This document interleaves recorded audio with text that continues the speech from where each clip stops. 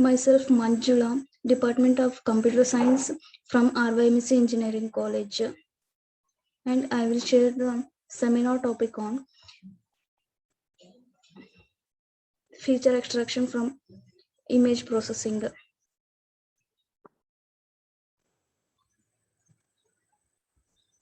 Myself Manjula, Department of Computer Science from RYMC Engineering College, and I will share the screen of my seminar topic.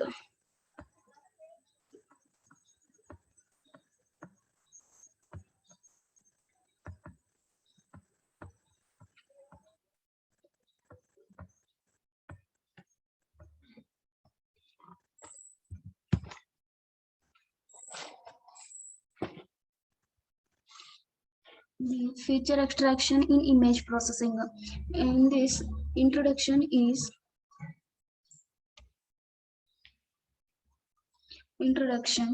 feature extraction is a part of dimensionality reduction process in which initial set of raw data is divided and reduced to more manageable groups.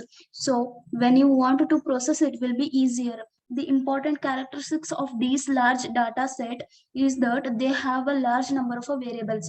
These variables requires a lot of computing resources to process them. So feature extraction is a helps to get the best feature from the big data set by selecting and combining variable into features, thus effectively reducing the amount of data. Another commonly used technique to reduce the number of features in the dataset is a feature selection. The difference between a feature selection and feature extraction is a feature selection aims instead to rank the importance of the existing feature in the dataset and discard less important ones. Next one is uses of a feature extraction. When you have a large data set and need to reduce the number of resources without losing any important information, feature extraction helps to reduce the amount of redundant data from the data set, transforming the input data into the set of features, still describing the data with a sufficient accuracy. In pattern recognition and image processing, feature extraction is a special form of a dimensionality reduction. Next one is the applications of feature extraction. In the bag of words, image processing, autoencoder, text mining. In this bag of words, it is a most technique for a natural language processing. In this process, they extract the words and the feature from a sentence, documents, websites, etc. And then they classify them into frequency of a user. So in this whole process, feature extraction is one of the most important. Next one is the image processing. It is the best and most interesting domain. In this domain, basically you will start playing with your image in the order to understand them. So here we use a many techniques which includes a feature extractions as well as an algorithm to detect the features such as the shaped edges in a digital image or a video to process them. In next one is the autoencoder. The main purpose of autoencoder is efficient data coding, which is unsupervised in nature. This process comes under the unsupervised learning. So feature extraction procedure is applicable here to identify the key features from the data to code. Next one is a text mining, which converts the textual data into a feature-based representations. Since a traditional machine learning and data mining techniques are generally not designed to deal directly with the textual data, feature extraction is an important preliminary step in the text mining. Next one, how to store an image in machine.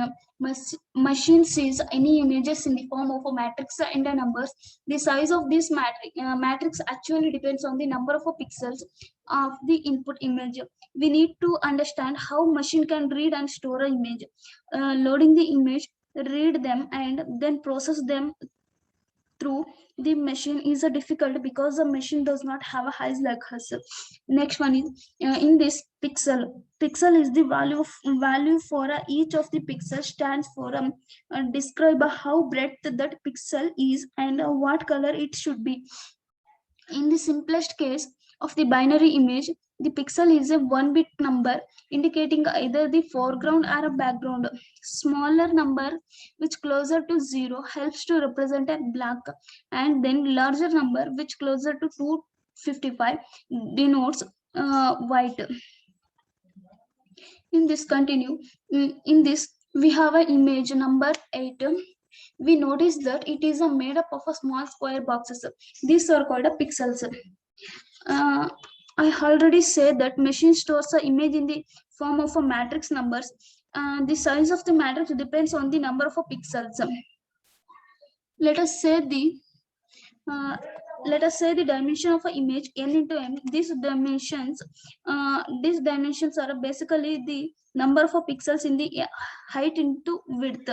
In this image we clearly understood square boxes are called pixels, and then smaller number of represents the black, and a greater number represents the white, which sees the image they are in their visual form. We can easily differentiate the edges and the color, identify what is the picture.